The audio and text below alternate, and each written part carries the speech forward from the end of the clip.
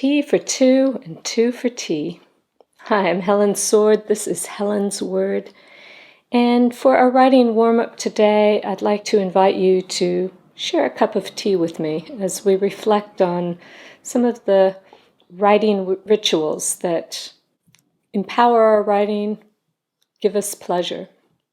So grab a notebook and a pen and make yourself a cup of tea or your own beverage of choice, and let's do some writing.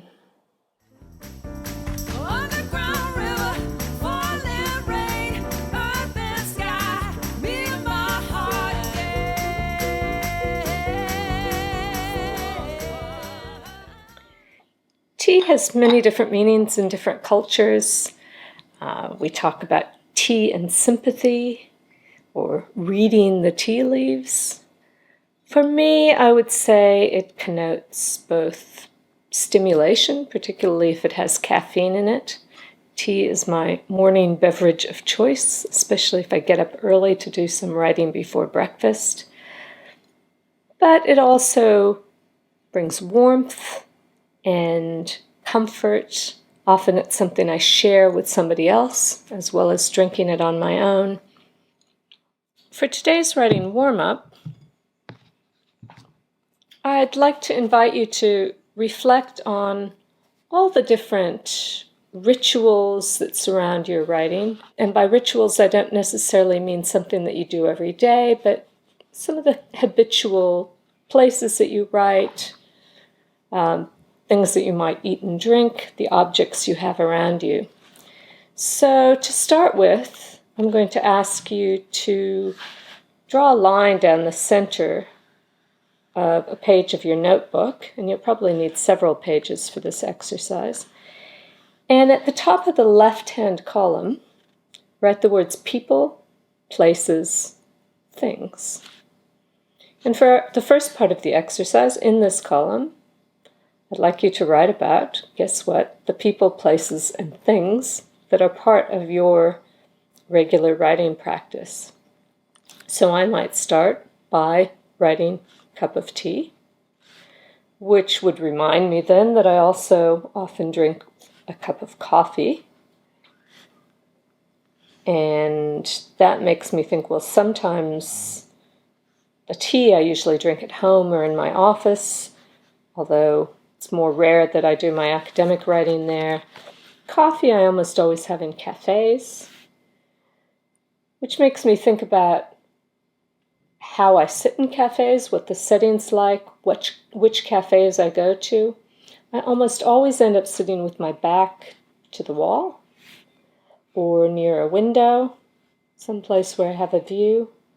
I often write with a fountain pen in a notebook or on my laptop. I almost never write on my desktop machine in my office. That's for administrative writing, not for my academic writing.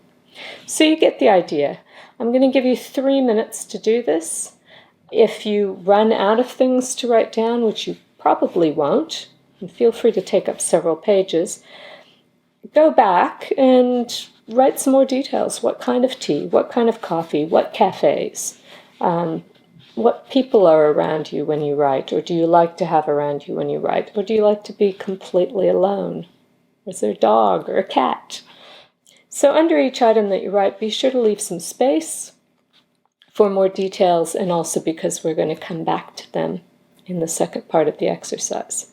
So to repeat, a line down the center of each page, left-hand column titled People, Places, and Things, and just make a list with lots of space in between of the people, places, and things associated with your writing practice. So when you're ready, we'll set the timer. You've got 3 minutes starting now.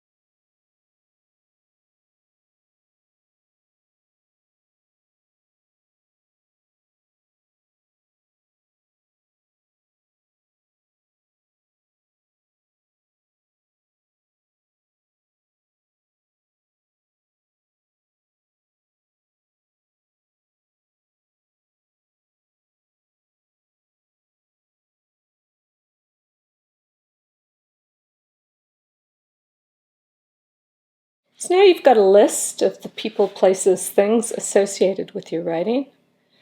In the right-hand column, I'd like you to write the word why with a question mark. And you've got it.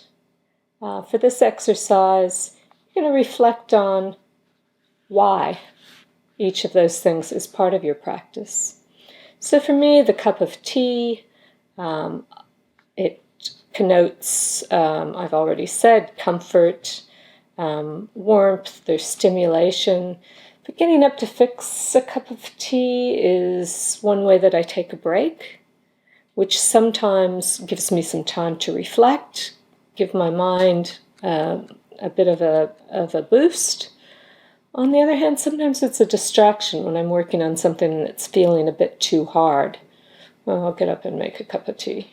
So might be good, might be bad, something to think about. And so on with all these various items. So you're going to have a bit longer for this part because you'll be writing more details. If you think of things to put in the left-hand column that weren't there before, feel free to do that. You've got 5 minutes, starting now.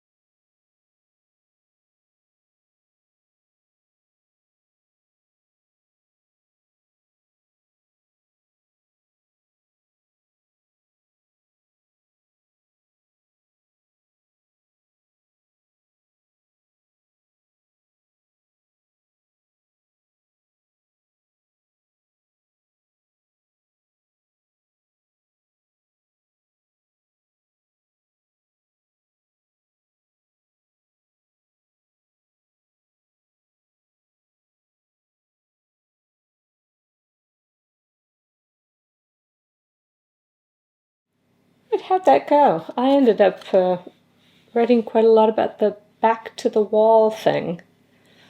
Why did I do that? Sure, I like to have a view of the room, but what am I afraid of? So there's quite a lot to reflect on here. Why I do the things I do. Which of them are enabling my writing? Which of them might be serving as distractions, slowing me down? What are the things that seem to work best? What are the things that, or the settings that seem to be least effective? So now it's time for some reflection, which you can do either by continuing to write in your notebook, a bit of free writing for 5 or 10 minutes, or maybe you'd like to have a conversation about this with a friend or colleague or writing buddy, or you could go for a walk or make yourself a cup of tea. Enjoy. Thanks for showing up to write, and I'll see you next time.